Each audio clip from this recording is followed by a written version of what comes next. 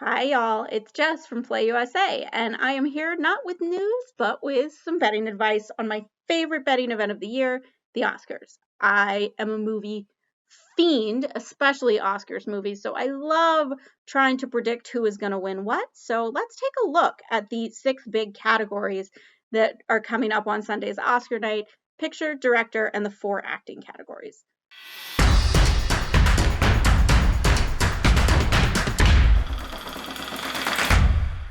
First, quick caveat.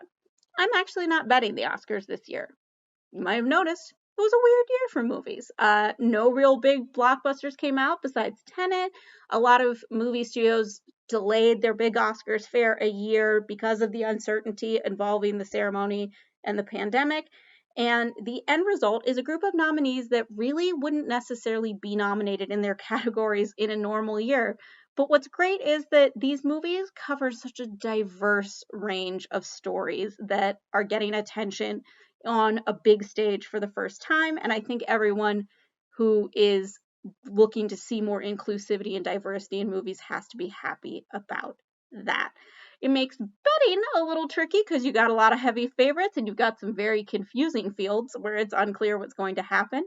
Nonetheless, if you're filling out an Oscar ballot, this is hopefully going to be a helpful little primer for you.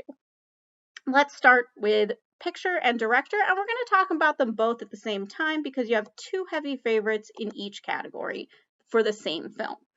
DraftKings currently has Nomadland as minus 670 to win Best Picture, and the sportsbook also has Chloe Zhao, the director of Nomadland, as minus 3,335 to win Best Director. They have swept pretty much everything: BAFTAs, Golden Globes, Directors Guild, Producers Guild, and all of those awards are the biggest indicators about who wins Best Picture. Granted, 1917, La La Land also won many of these awards and then went on to lose.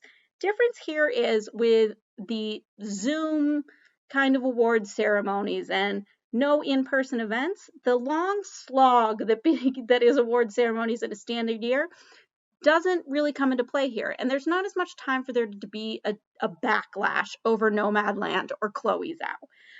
Moreover, there's no film that's kind of established itself as the film that could beat Nomadland. The Trial of the Chicago 7 took the SAG Ensemble Award largely because it was just a really great ensemble of performers versus a really exceptional movie in their eyes. And as a result, DraftKings has that film at plus 600, and some pundits are suggesting it could upset. I think in a year where we're all impressed with the diversity of films that are being offered to us, a movie about a bunch of white dudes directed by Aaron Sorkin is not going to prevail in the picture category. And I don't think any other movie has the chops to best Nomadland. And in the director category, Chloe Zhao will, if she wins, be the second ever female director to win the Best Director Oscar, following Catherine Bigelow for The Hurt Locker. She's one of two female directors in the field, along with Emerald Fennell of Promising Young Woman, but she is very much a long shot. The only other contender even kind of close to Zhao is David Fincher, the director of Mank, who is at plus 1,000 on DraftKings. Fincher is very much a director's director, and this is a film about filmmaking, which Oscar voters love. The problem is the technical elements of Mank are fantastic. The story element of a movie about a guy writing a screenplay is where the film suffers, and that lack of pedigree is probably going to keep Fincher from claiming that trophy and creating an upset. In other words, not a lot of value here. Speaking of two more categories with not a lot of value, let's look at the actor categories. Chadwick Boseman is obviously the favorite in the Best Actor field. He's minus 1667.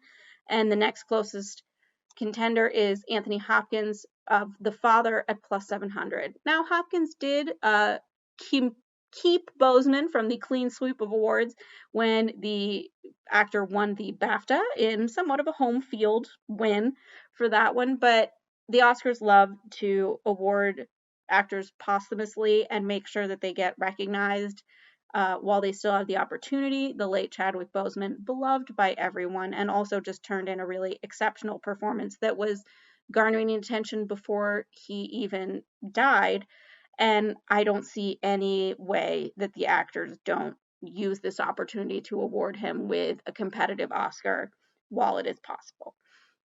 The one actor who did sweep everything is Daniel Kaluuya in the supporting actor field. The co-star of Judas and the Black Messiah is minus 2,500 on DraftKings after winning literally everything. He's a past nominee for Get Out. He also has the benefit of giving what is essentially a lead performance in a supporting category. He and fellow nominee Lakeith Stanfield are Kaluuya is the Black Messiah and Lakeith is Judas. These are lead roles, and those tend to do well in this category because they tend to be a little showier. You would think with two people from the same movie there would be some sort of backlash or mixing of the votes, but it doesn't seem like that's going to happen in this one.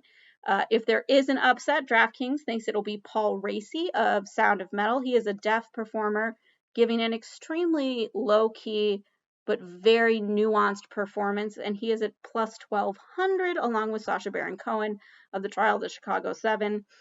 This field just doesn't seem to have anybody that even could potentially contend with Kaluuya, and this award seems like his.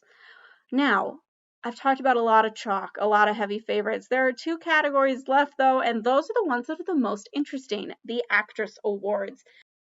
The closest we have to a favorite in Best Actress, according to DraftKings, is Carey Mulligan for Promising Young Woman. She's currently plus 125. Viola Davis not too far behind her at plus 200. Frances McDormand is nominated for Nomadland, has 2 Oscars already, and actually won the BAFTA, but it's a very low-key performance in her role as Fern, whereas Viola Davis is able to get really showy in a way that Viola Davis doesn't always get to do.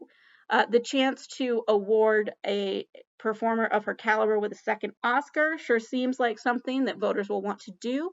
Actors are who vote in this category, and they have, over the years, repeatedly iterated their love for Davis at the Emmys, the SAGs, the Golden Globes, the Tonys. And even though Carey Mulligan does have a very strong lead performance in a very showy role, I think that the love for Viola Davis and her kind of picking up steam as this award season goes on is going to result in her second Oscar. And then finally, we have Best Supporting Actress. This is where the odds makers and I disagree. Johnny Avello in DraftKings has Yeon Yoo-jung of Minari as the minus 500 favorite, which does make sense after she won the SAG Award and the BAFTA in this category. But I love a good Susan Lucci story, and I think Glenn Close of Hillbilly Elegy being at plus 1,000 is not the right price.